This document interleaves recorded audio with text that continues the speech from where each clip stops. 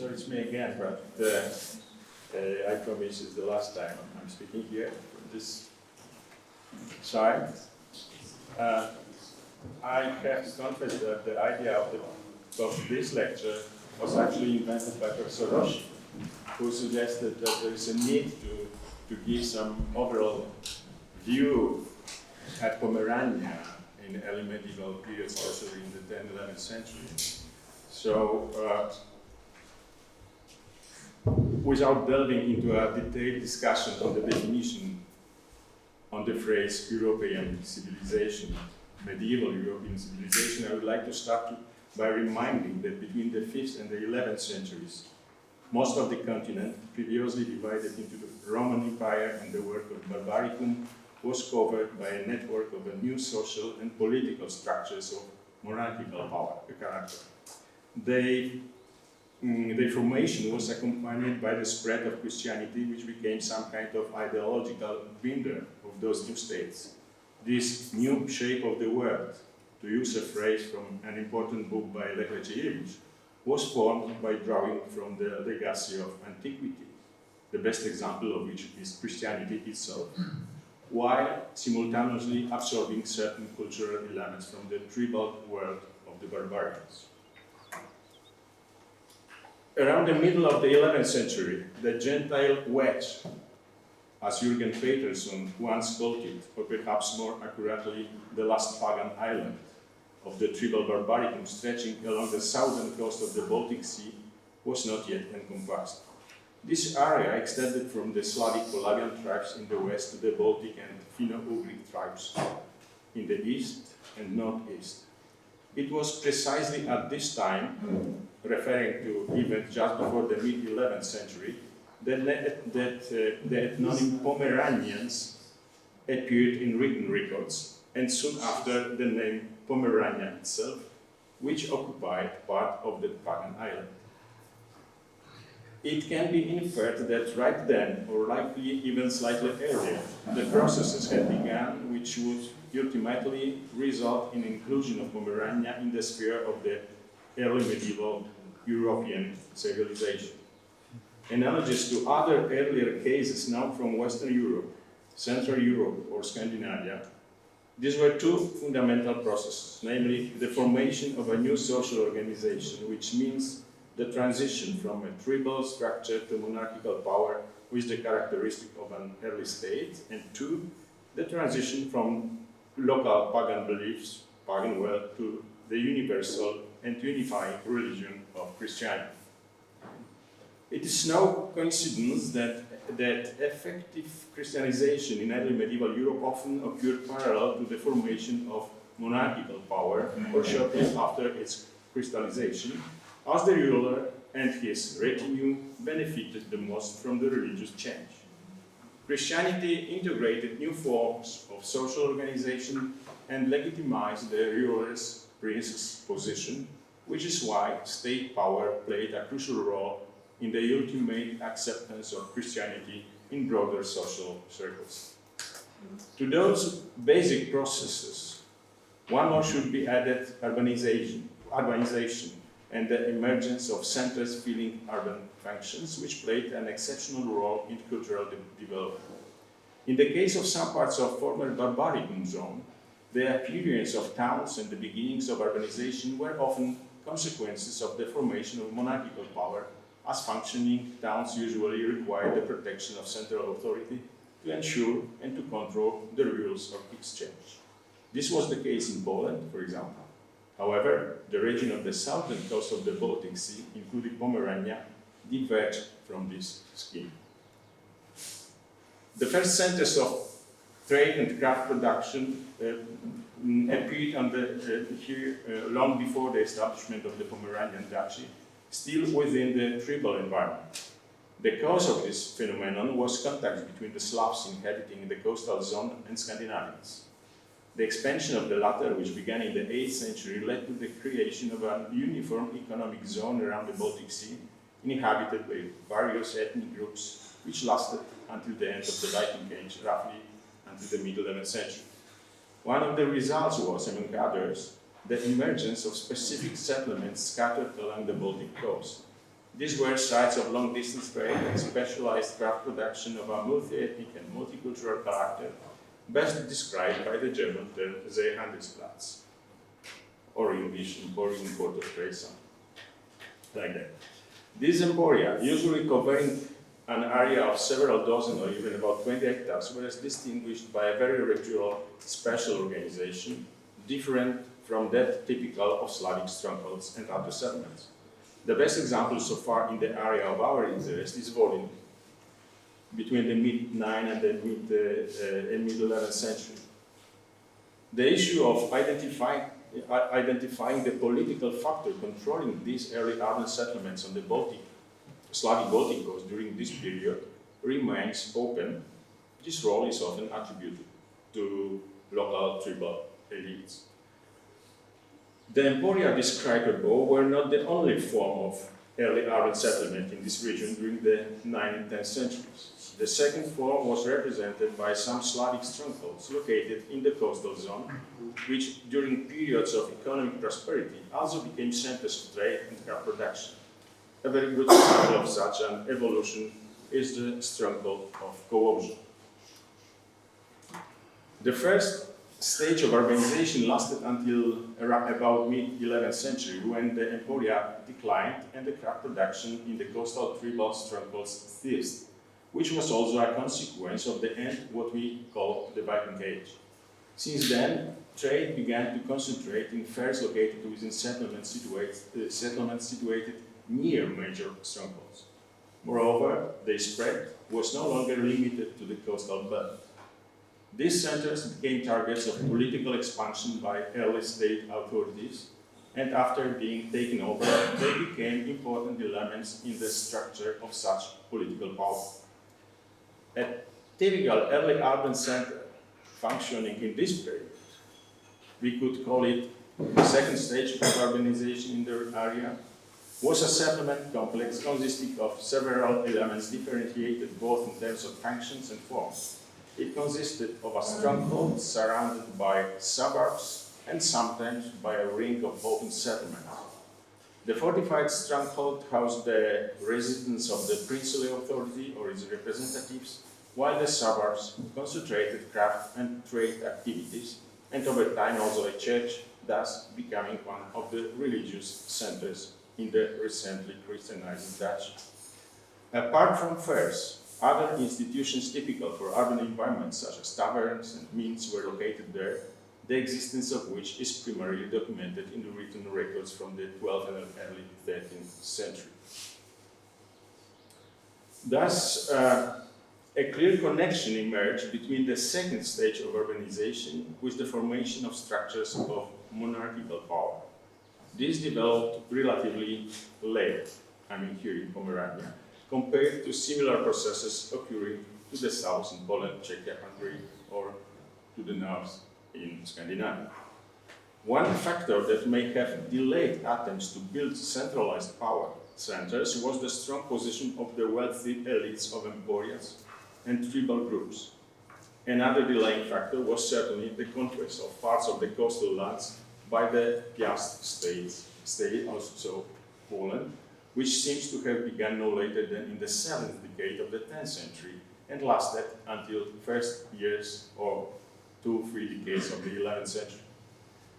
It can be seen as a kind of paradox. The decline of Piast power over the land situated in some parts of the Baltic Sea coast likely became the ultimate catalyst for the processes leading to the formation of the Pomeranian Dutch. In a broader perspective, it can be observed that the conditions for the establishment of monarchical power in this part of the Baltic arose with the waning influence of the Scandinavians and the collapse of the Viking Age from one side, as well as the crisis of the Piast power in Poland in the 1030s from the other. The political structure known as Pomerania originated right then. We can only speculate that around the middle of the 11th century, the power of the Pomeranian dukes extended between the Rega River in the west and the Łeba River in the east, along with a belt of lake districts to the south. Within this delimited territory, all the archaeological diagnostic features that we can consider potential indicators of the formation of a new centralized social-political structure are very distinctly concentrated throughout the 11th century.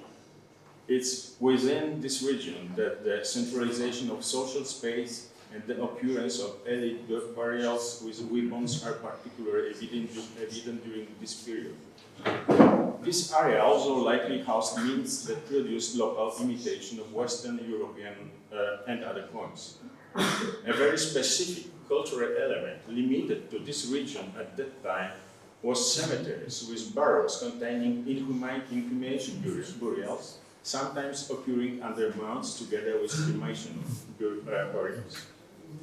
The phenomenon lies in combining the traditional Slavic barrow grave form with inhumation. It's plausible that these cemeteries constitute one of the cultural identification elements that, along with the person of the ruler, enable the formation of a group of an group identity, ultimately leading to the emergence of gens Pomeranovi. The outline area can be reasonably associated with the domain of the Pomeranian prince named Zemusil, mentioned in German written records concerning events of the year 1046. The main center of Pomeranian power during this period would likely have been located in the area of the lower Parcenta.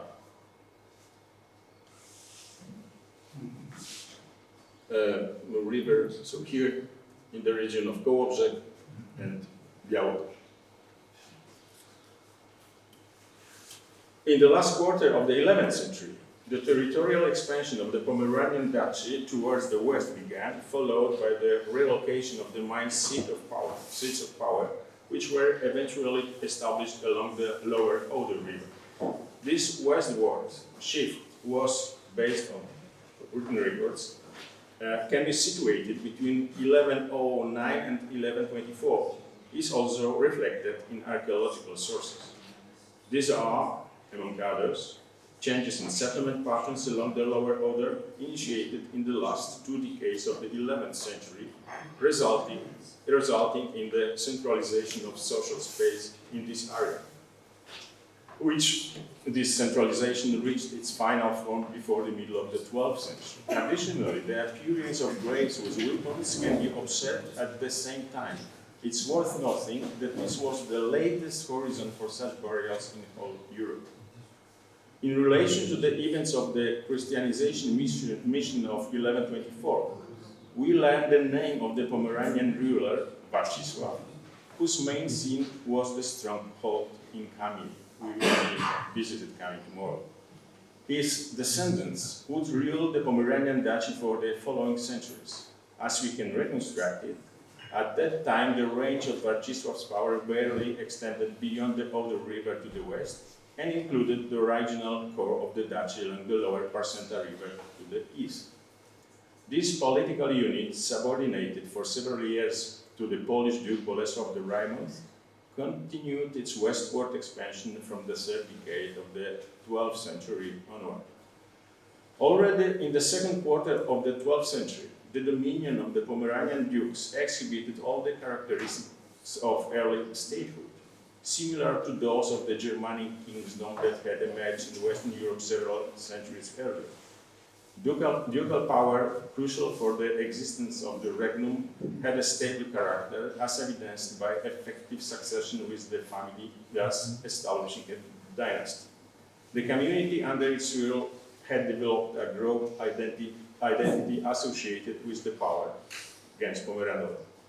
Furthermore, there was already a group of ducal officials, prefecti, which would develop during the 12th century into a territorial administrative system based on castellanus. The ultimate factor was the baptism of the court and inhabitants of the largest cities during the 2 missions of Bishop Otto of Bamberg in 1124-1128. The missions of the Bishop of Bamberg were a decisive event for the incorporation of the lands of the Pomeranian rulers into the realm of European Christianization. However, it would be difficult to consider them as the actual beginning of the Christianization process in this area. Scarce written records as well as archaeological discoveries allow us to perceive earlier traces of penetrating these lands by Christianity, dating back to at least the end of the 10th century. In the entire Christianization process, which would last nearly 3 centuries, we can distinguish 3 stages at least. One, the period of pre-missionary infiltration from the end of the 10th century up to the first quarter of the 12th century, the missions 1124-1128, and finally 3, the construction of a permanent church organization during the remaining part of the 12th century, especially in the early 13th century. As for the possible appearance of Christians before the missions, written records indicate 3 different dimensions of this phenomenon. The first was the establishment of the ephemeral bishopric in Pomorza in the year 1000.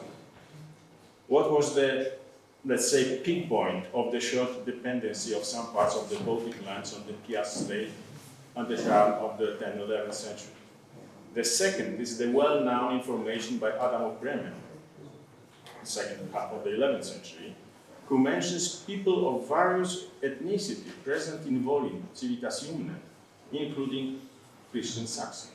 They were allowed to live there, here, under the requirement that they didn't publicly confess Christianity among the still pagan Slavs.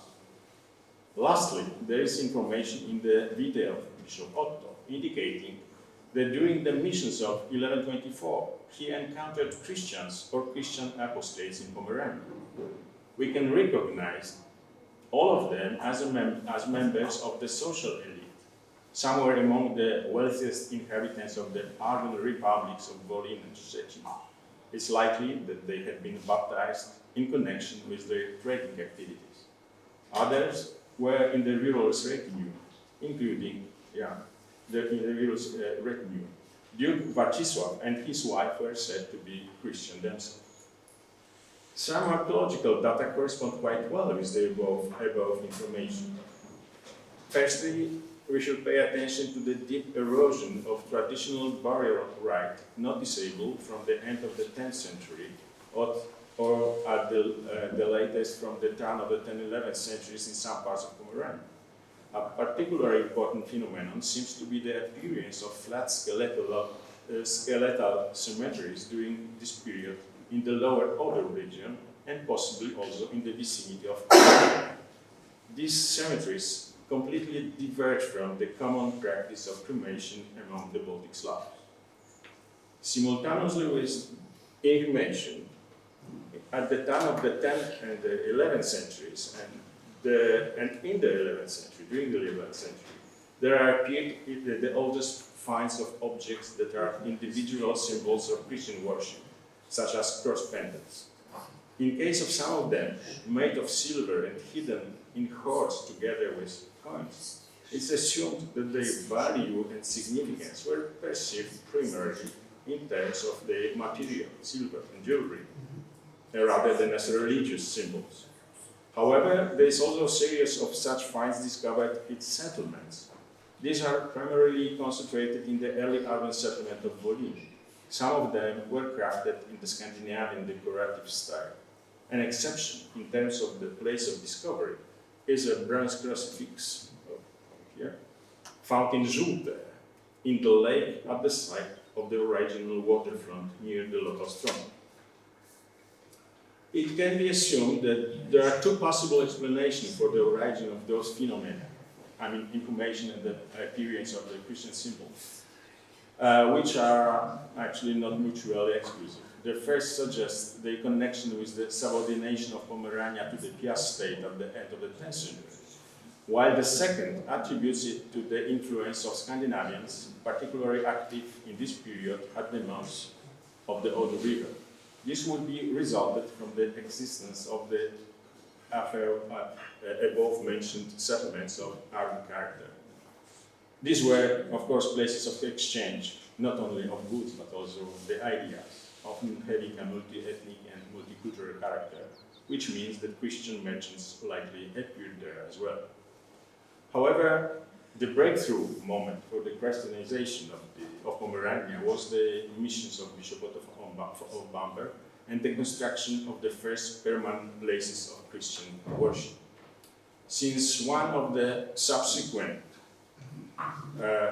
lectures cover this topic in detail, I will limit myself to very few reflections.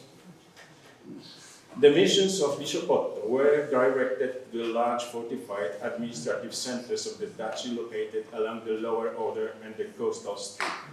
The actual impact of the missions on the local population must have been limited then to the immediate surroundings of these early towns, meaning that vast areas of the country remained without a stable direct connections to the new religion.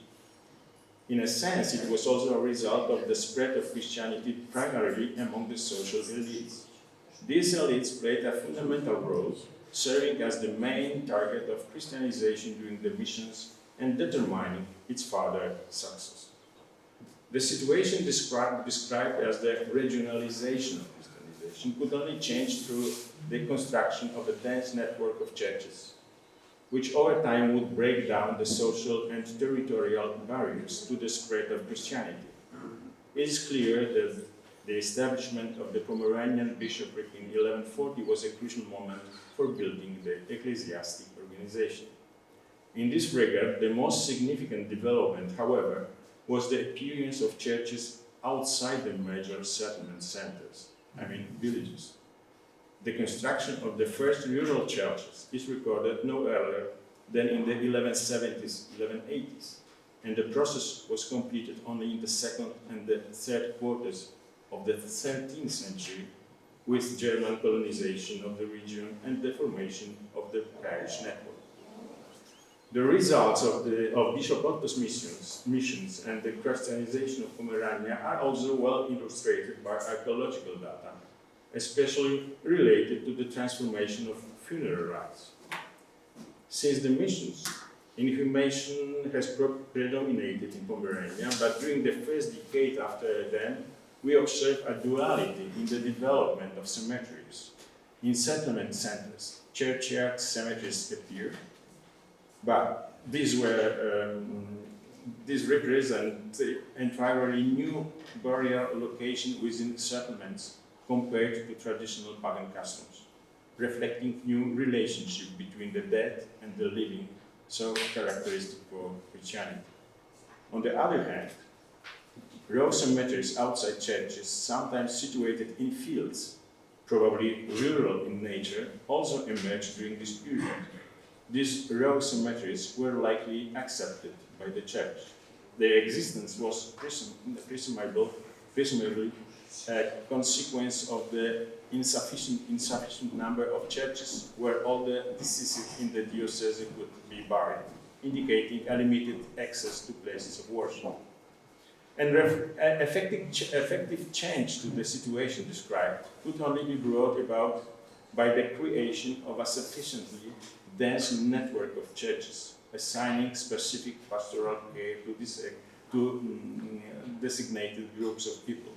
This development led to disappearance of field cemeteries from the mid-13th century onwards, with the sole form of burial becoming the cemetery located next to the church in the center of the settlement. Finally, in conclusion, I would like to present some general reflections on the problem of, let's say, integration of including Pomerania into European medieval civilization, viewed from the perspective of these three basic processes, shortly described before. While recognizing many similarities in their course compared to other parts of Europe, of special importance is also indicating local specificity, constituting some kind of phenomenon. I would particularly pay attention to the early origins of settlements of an urban character, predating the formation of early state power. The same applies to the appearance of the first signs of Christian infiltration, reaching back to the turn of the 10th and 11th centuries at the latest.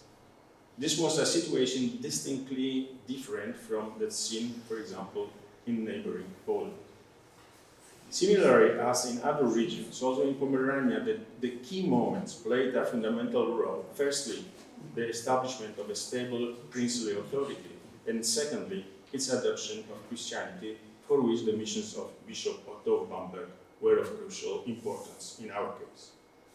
Both determined the manner in which this fragment of the pagan island, Gentile wedge, became part of European civilization. However, both occurred relatively late when compared to other Central European or Scandinavian states, which, it can be assumed, had negative consequences for the Pomerania later. Thank you very much for your attention.